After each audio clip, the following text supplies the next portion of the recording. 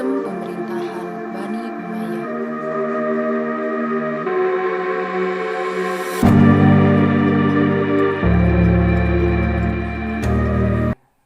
Assalamualaikum warahmatullahi wabarakatuh.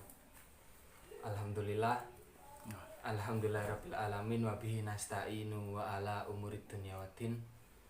Salatu wassalamu ala sayyidina Muhammadin wa ala alihi wa sahbihi ajmain. Rabbi shrah li sadri wa yassir li amri wahlul 'uqdatam min lisani yafqahu qawli, amma ba'du.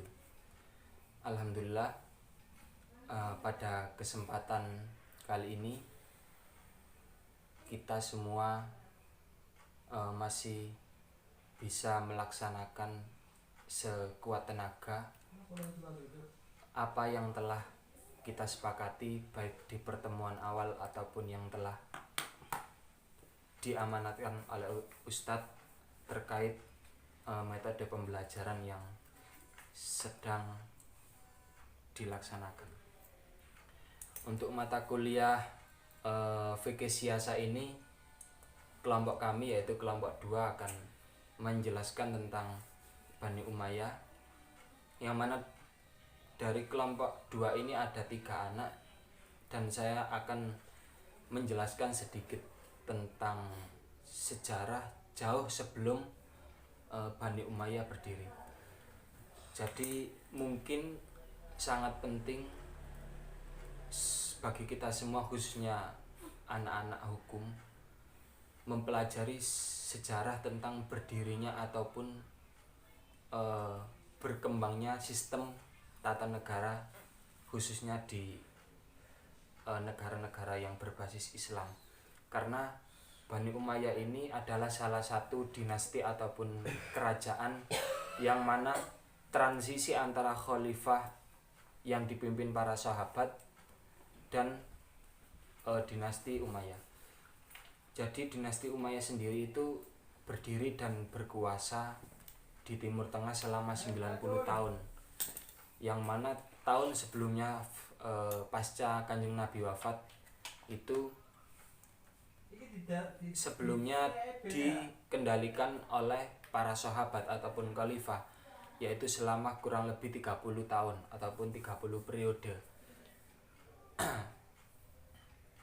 Nah, di situ ketika zaman sebelum Umayyah ataupun khalifah, sebenarnya tidak ada sistem pemerintahan ataupun pemilihan khalifah secara resmi, seperti pemilihan Abu Bakar, Sayyidina Abu Bakar. Itu ya langsung dipilih Kanjeng Nabi, karena ketika Kanjeng Nabi sudah di masa-masa ketika sudah tidak bisa mengimami, maka yang ditunjuk untuk menggantikan imam sholat yaitu Abu Bakar. Begitu pula Umar, Sayyidina Umar, Sayyidina Utsman, dan Sayyidina Ali. Semua pemilihan tersebut tidak ada regulasi yang resmi, cuma dari beberapa orang yang pintar ataupun mumpuni, dirasa mumpuni, maka dia akan otomatis diangkat menjadi khalifah. Untuk tahun sendiri, jabatan ataupun periode yang diemban oleh para sahabat yaitu Abu Bakar menjabat selama 3 tahun, kemudian diteruskan oleh Sayyidina Umar yang menjabat selama 10 tahun, kemudian Sayyidina Utsman bin Affan 12 tahun, dan yang terakhir Sayyidina Ali selama 4 tahun. Kemudian setelah wafat itu diteruskan oleh sang putra yaitu Hasan bin Ali. Kemudian Umayyah sendiri yaitu Muawiyah sendiri menjadi khalifah dinasti Umayyah selama 20 tahun. Jadi kurun waktu 90 tahun itu Muawiyah ataupun yang mendirikan dinasti ini itu hanya menjabat selama 20 tahun. Yang mana sebenarnya tiada yang mampu menandinginya dalam kekuasaan, namun sebelum menjadi khalifah, beliau melakukan pemberontakan kepada Sayyidina Ali, dan Muawiyah menyatakan dirinya sebagai khalifah. Lalu ia memberontak pemerintah Hasan bin Ali, sehingga Hasan pun mengundurkan diri sebagai khalifah. Kalau saya baca dari referensi yang saya cari di internet ini, Muawiyah hampir mirip semi-semi dengan Orde Barunya Pak Harto. Nah, yang mana semula pada tradisi pemilihan kepemimpinan yang dinahkodai oleh sahabat ini dirubah sedemikian rupa ketika naiknya Muawiyah menjadi pemimpin, sehingga setiap keturunannya, setiap sanak familinya itu memiliki kekuasaan sendiri ketika Muawiyah menjabat, sehingga siapapun yang berusaha memberontak ataupun siapa yang merasa tidak sependapat ataupun tidak mau untuk mengakui Muawiyah sebagai khalifah, maka Muawiyah ini kalau diceritakan di sini itu akan membunuh siapapun dengan pedang seperti itu. Jadi banyak yang mengakui bahwa Muawiyah adalah salah satu khalifah ataupun dinasti yang sangat pakem ataupun tidak bisa diotak-atik dalam hal ketatanegaraan, baik pemerintahan, dalam memerintah dan lain-lain. Nah, untuk mendukung Muawiyah memperkenalkan putranya sebagai penerusnya menjadi khalifah, meski Darami menulis, wahai keturunan para khalifah Allah, perlahan-lahan Allah akan meletakkan pemerintahan dimanapun Dia tetapkan ketika wilayah sisi barat Damaskus dikosongkan. Nah, jadi di sini semua meskipun jangka waktu sebegitu lamanya 90 tahun, tapi kurun waktu perkembangan pemerintahan Islam akan terus mendapat perbaikan. Kemudian kedudukan Muawiyah ini sangat jelas. Dia menyiapkan untuk mendirikan khalifah bangsawan Islam.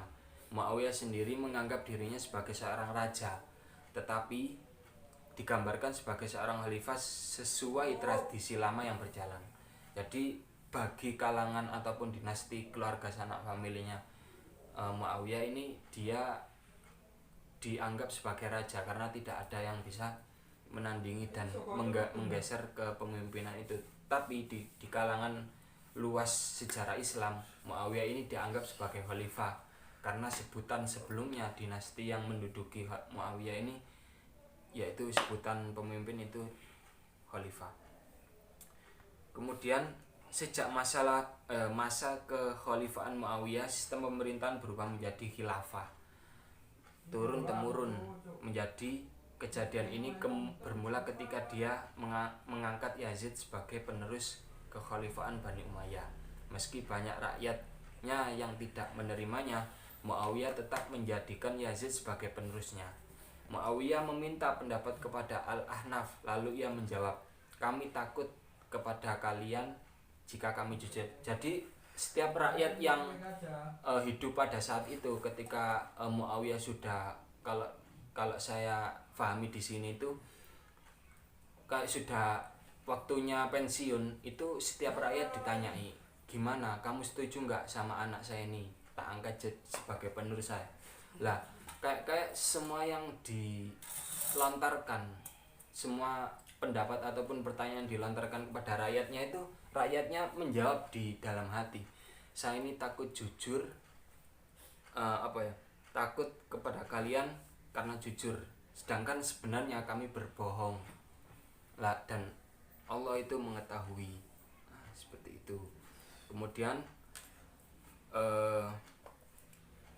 masa itu adalah masa berakhirnya kemerdekaan lembaga hukum. Ciri pemerintah monarkis adalah pemerintahan yang berorientasi pada dewan. Ciri monarki yang lainnya ialah munculnya bias rasial dan kesukaan serta terhapusnya supremasi hukum. Pada masa pemerintahannya, Muawiyah menggunakan pendekatan yang digunakan oleh monarkisme di Iran dan Romawi. Nah, di masa ini seorang tidak berhak berbicara ataupun mengutarakan pendapatnya untuk menganjurkan kebaikan dan melarang keburukan.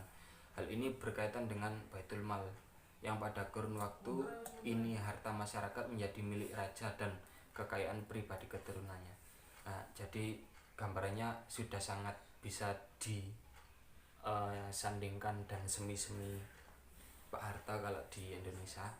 Nah, tiada seorang pun yang berhak mengkritik pemerintahan dalam urusan apapun.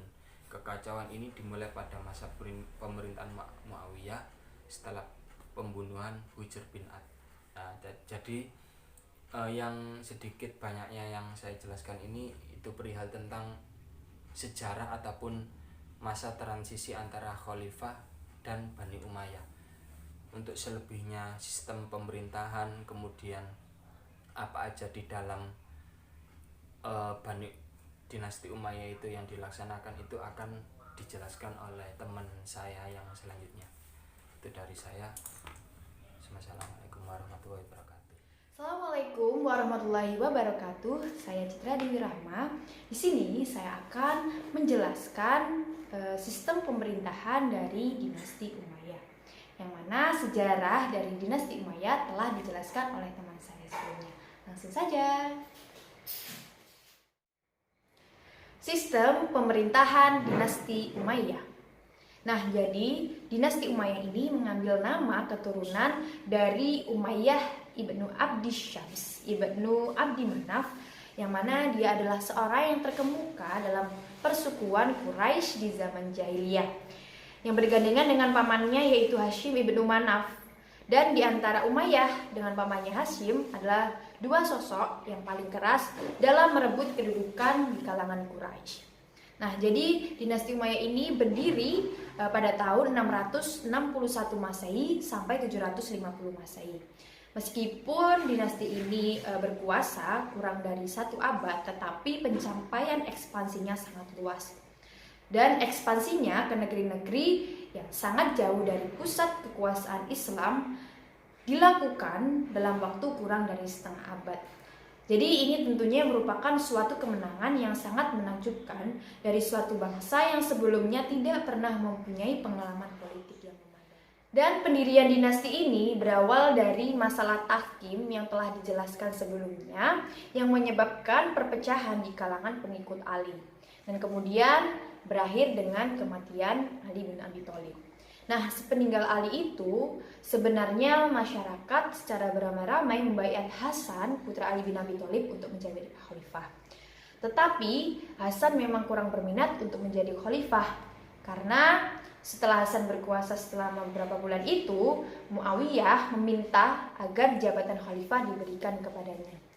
Hasan kemudian menyetujui permintaan tersebut dan memberikan beberapa persyaratan kepada Muawiyah. Dengan demikian, jabatan khalifah dilimpahkan secara penuh kepada Muawiyah. Nah, peristiwa ini kemudian disebut dengan Amul Jamaah atau Tahun Persatuan Umat Islam. Sejak saat itu, Muawiyah resmi menjadi seorang khalifah baru umat Islam yang berpusat di Damaskus. Nah, kemudian langkah awal yang dilakukan oleh Muawiyah adalah memindahkan pusat pemerintahan yang dulunya ada di kota Madinah dipindahkan ke Damaskus. Nah, hal ini dimaklumi karena jika dianalisa ada beberapa faktor yang mempengaruhi, yaitu Madinah sebagai pusat pemerintahan Khulafaur Rasyidin sebelumnya. Masih terdapat sisa-sisa kelompok yang anti terhadap Muawiyah.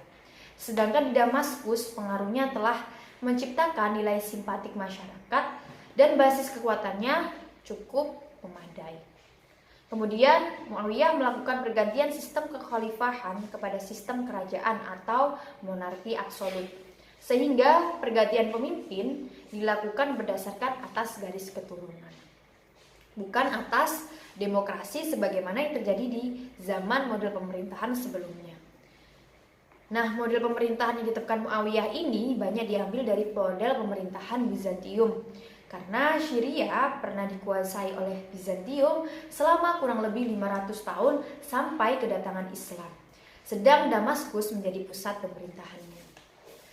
Kemudian pada masa Muawiyah itu mulai diadakan perubahan-perubahan administrasi pemerintah. Dibentuknya pasukan bertombak pengawal raja dan dibangun bagian khusus di dalam masjid untuk pengaman tatkala melakukan ibadah sholat. Muawiyah juga memperkenalkan materi resmi untuk pengiriman memorandum yang berasal dari khalifah. Dan para sejarawan mengatakan bahwa Muawiyah yang pertama-tama mendirikan balai-balai pendaftaran dan menaruh perhatian atas jawatan pos yang tidak lama kemudian berkembang menjadi suatu susunan yang teratur yang menghubungkan berbagai negara atau bagian-bagian negara. Dan pada masa Bani Umayyah ini dibentuk semacam sekretaris negara atau dewan sekretaris negara disebut dengan Diwan Al-Kitabah untuk mengurus berbagai urusan pemerintah yang terdiri dari beberapa sekretaris, yaitu ada Katib Al-Rasail, ada Katib Al-Kharaj, ada Katib Al-Jun, ada Katib Asy-Syutta, ada Katib Al-Qadi.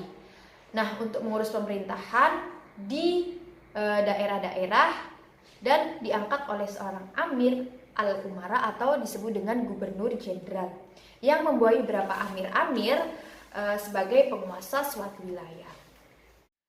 Dinasti Umayyah yang ibu kotanya terletak di Damaskus berlangsung selama 90 tahun atau kurang lebih 91 tahun itu diperintah oleh 14 khalifah. Di antaranya yang pertama ada Muawiyah ibnu Abi Sufyan, ada Yazid ibnu Muawiyah, ada Muawiyah II ibnu Yazid, ada Marwan ibnu Hakam, ada Abdul Malik ibnu Marwan, ada Walid ibnu Abdul Malik, kemudian Sulaiman ibnu Abdul Malik, Umar ibnu Abdul Aziz, Yazid II ibnu Abdul Malik, ada Hisham ibnu Abdul Malik, kemudian ada Walid ibnu Yazid ibnu Abdul Malik, Yazid III ibnu Walid ibnu Abdul Malik, Ibrahim, Marwan II ibnu Muhammad ibnu Marwan ibnu Hakam.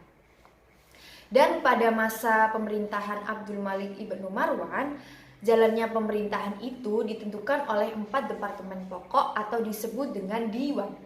Nah, keempat departemen atau kementerian itu adalah yang pertama, Kementerian Pajak Tanah atau disebut dengan Diwan Al-Kharaj, yang tugasnya mengawasi Departemen Keuangan. Kemudian yang kedua ada Kementerian Hatam atau Diwan Al-Hatam, yang mana bertugas merancang dan mengesahkan ordonasi pemerintah.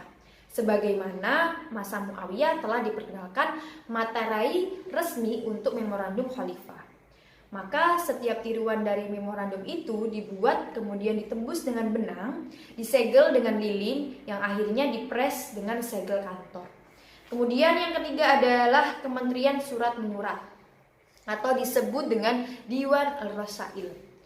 Nah, ini dipercayakan untuk mengontrol suatu permasalahan di daerah-daerah dan semua komunikasi dari gubernur-gubernur atau antar gubernur. Kemudian yang terakhir ada yang keempat adalah Kementerian Urusan Perpajakan atau disebut dengan Diwan Al-Mustaghallat. Nah, bahasa administrasi yang berasal dari bahasa Yunani dan Persia diubah dalam bahasa Arab dimulai dari Abdul Malik pada tahun 704 Masehi.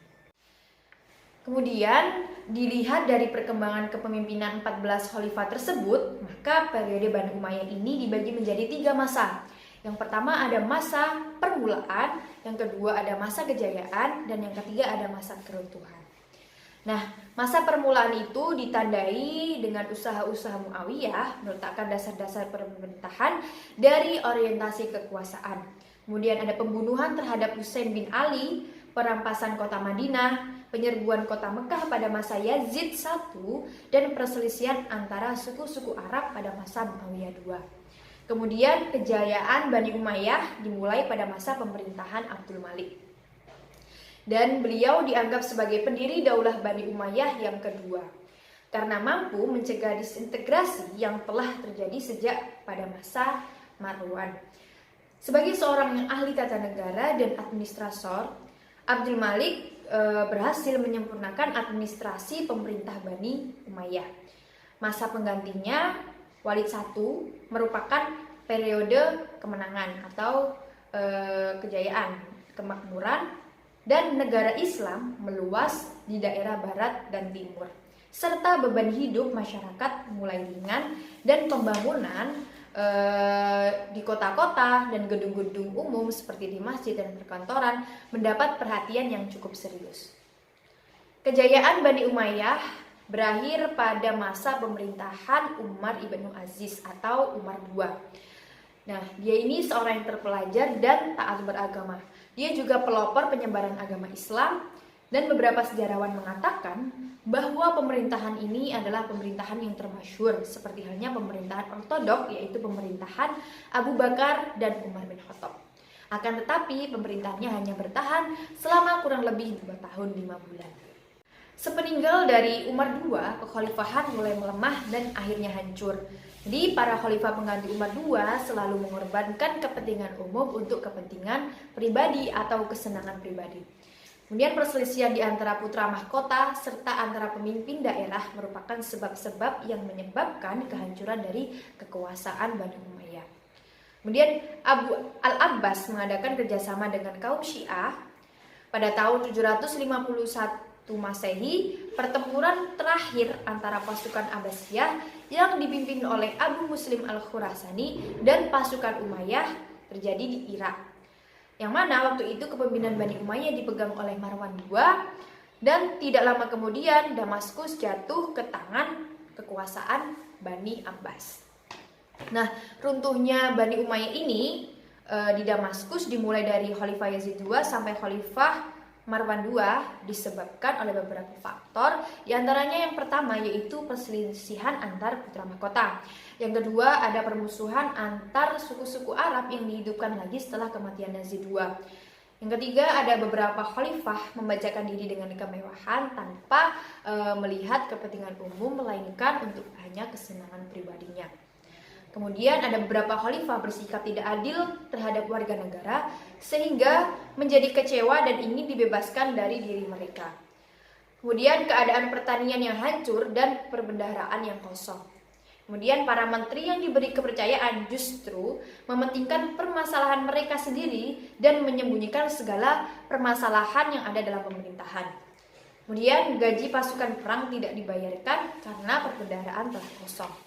Kemudian para musuh meminta bantuan untuk menyerang atau melawan mereka, tetapi mereka tidak mampu menyerang serangan karena pembantunya sangat sedikit. Dan yang terakhir yaitu penyembunyian berita-berita merupakan salah satu faktor dasar penyebab runtuhnya kerajaan. Nah, jadi itu penjelasan dari saya. Yang selanjutnya, penjelasan mengenai perkembangan ilmu pengetahuan, teknologi, dan kesenian akan dilanjutkan oleh teman saya. Terima kasih. Assalamualaikum warahmatullahi wabarakatuh. Assalamualaikum warahmatullahi wabarakatuh. Saya Zamroni Fazil Abdi. Nah, sebelumnya kita telah membahas bagaimana sejarah awal dinasti Umayyah, lalu bagaimana sistem pemerintahannya. Sekarang kita akan membahas bagaimana perkembangan ilmu pengetahuan, teknologi, dan kesenian pada masa dinasti Umayyah. Perlu kita ketahui bahwa dinasti Umayyah memiliki dinamika politik yang terus berkembang dengan adanya intrik politik internal dan eksternal yang menghasilkan perluasan wilayah Islam ke berbagai negara. Tidak hanya itu, perkembangan intelektual juga mengangkat peradaban dan kebudayaan pada masa dinasti Umayyah. Nah, ada beberapa sektor yang menunjang perkembangan dinasti Umayyah pada saat itu, diantaranya sektor arsitektur yang dimana bertumpu pada bangunan-bangunan sipil seperti bangunan keagamaan yaitu masjid, tempat ibadah, dan lain-lain. Lalu adanya perbaikan kota lama dan membangun kota baru. Tidak hanya itu, pada masa kekhalifahan Walid juga membangun Masjid Agung yang terkenal yang diberi nama Masjid Agung Damaskus dengan arsiteknya Abu Ubaidah ibnu Jarrah. Selanjutnya pada sektor organisasi militer yang dimana dibagi menjadi 3 bagian, yaitu Angkatan Darat Al-Jun, Angkatan Laut Al-Bahariyah, dan Angkatan Kepolisian Asyurtoh, yang dimana sektor organisasi militer ini diberlakukan undang-undang militer pada masa kekhalifahan Abdul Al-Malik ibnu Jarrah. Nah, selanjutnya pada sektor perdagangan yang dimana daerah kekuasaan yang semakin luas membuat lalu lintas perdagangan menjadi layak. Nah, di sini ada 2 jalur perdagangan yang dimana satunya itu lalu lintas Tiongkok dan yang kedua lalu lintas negara bagian timur. Nah, lalu lintas Tiongkok ini memperjualbelikan seperti sutra, keramik, obat-obatan, dan lain-lain. Sedangkan lalu lintas bagian timur memperjualbelikan rempah-rempah, bumbu, kasturi, permata, dan lain-lain. Dengan adanya ini semua membuat ramai dan makmur, juga mendorong kemakmuran pada masa Bani Umayyah. Selain itu, pada sektor kerajinan, khususnya pada masa kekhalifahan Abdul Malik, yaitu mulai dirintis pembuatan tiras, yaitu semacam bordiran, yang dimana cap resmi yang dicetak pada pakaian khalifah. Lalu pada sektor kedokteran, yaitu pada masa kekhalifahan Al-Walid, yaitu adanya pemisahan ahli tentang penyakit dan ahli tentang pengobatan. Nah, pada masa ini juga khususnya kedokteran mulai menerjemahkan buku-buku kedokteran, astrologi, kimia ke dalam bahasa Arab. Selanjutnya pada sektor kesenian, munculnya musik dan syair pada masa Bani Umayyah itu sendiri yang menggunakan bahasa Arab. Nah, selain itu juga ada seni seperti seni baca Al-Quran dan seni musik dan lain-lain. Terakhir, pada sektor keagamaan, munculnya pemikiran ideologis seperti Mu'tazilah, Qadariyah, Syiah, Murji'ah, dan lain-lain. Nah, ini juga salah satu bentuk perkembangan yang menunjang kemajuan pada masa Bani Umayyah, khususnya dalam bidang ilmu pengetahuan, teknologi, dan kesenian. Sekian dari saya. Wassalamualaikum warahmatullahi wabarakatuh.